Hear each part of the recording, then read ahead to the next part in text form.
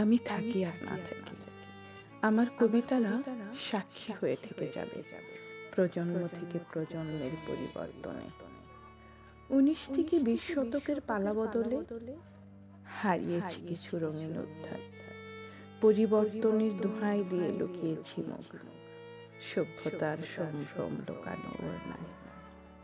আমি হারিয়েছি ঘুমন্ত সকালে শস্যের ধোঁয়া পায়ে কাঁপনি শরীরের মতো, মাঝ রাস্তায় বৃষ্টি দেখে অকারণে আছাড় দিয়ে বাড়িতে ফেরার গোমত্ব, হারিকেনে মৃদু আলো, ক্যাসেট ফিতায় গান শোনানো, সাদা কালো টিভিতে হারিয়ে গেছে রাতারাতি বকুল ফুলের স্নিগ্ধ সকাল, আম কোরানো ঝড়ের বিকাল, প্রবল শীতের ঘরে রং হারিয়েছি আরো কত কি।